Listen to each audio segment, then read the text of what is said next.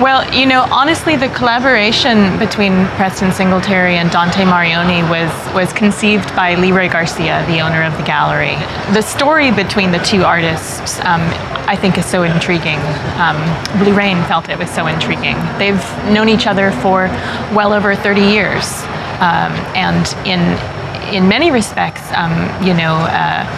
Dante Marioni is largely credited with Preston's introduction to glass. He got him his first job in glass blowing. Preston worked with Dante in the beginning years, and and then the two have split off and have done their own thing.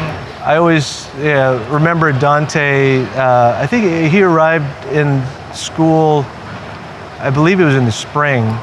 So he came in sort of in the middle of the year, and he was in one of my classes, and I remember he walked through into the classroom, and there's the new kid. Actually, right when I moved to Seattle in 1979 from California, I was obviously a new kid in school, and Preston was pretty much my first new friend that I made at school. It was the next day or so, I realized I saw him riding his bike, past my house, and so we grew up in the same neighborhood, about 5 blocks from each other. He lived 2 blocks away from me, and I was a freshman in high school. He was a sophomore. He's older than me, by the way, which you probably can't tell, but he came up with all this hip California lingo, and everything was fresh and primo and stuff like this. And so he was really good about hosting keg parties in the service of people come to see his band, mostly. He was really good at that self-promotional stuff, now that I think about it. And he got me a job in a factory called the Glass Eye Studios. I did a couple years of training there before moving to the studio of Benjamin Moore, who I worked with for about 15 years. And at Benjamin's studio, basically learned through practical experience, just being an assistant on the team. In the past, we'd blown glass together for years and years. Mostly, Preston worked with me on my team, making my work, and occasionally I would help him.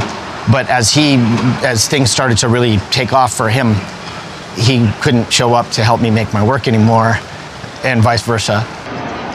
The initial idea I think that we came up with, and what I was thinking of using Dante and his strength was with the cane work and picking up the lines and creating the graphics in the glass, which alluded to basketry in the first place, and then of course the joining of the bubbles, the encalmo technique, was something that he was also very good at. So what else are you good at?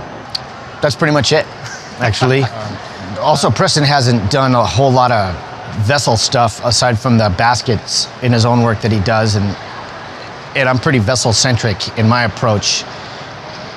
Most of everything I've made has a hole in the top, and that was the thing that I started once we started working, that I tuned into a little bit. I think anytime you start to work with another artist, and then you start discussing possibilities and ideas, and of course this is just scratching the surface. We could take it to any level that we wanted to, based on our time and availability. We both have our own shows, schedules, and careers going, but I think it's a lot of fun to get together periodically and work on new things. It adds to your own inspiration, and there's a strength in combining forces on a certain direction. And the end of the day, too, it's just kind of fun.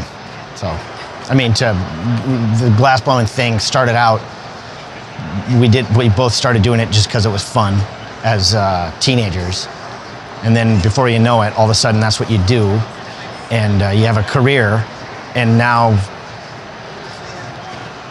we pretty much see each other at Little League baseball games and stuff like that. And so to be able to come back to have done this work together, for me, it was just fun to just hang out in a glassblowing studio with Preston and make stuff without a lot of pressure, believe it or not. Yeah.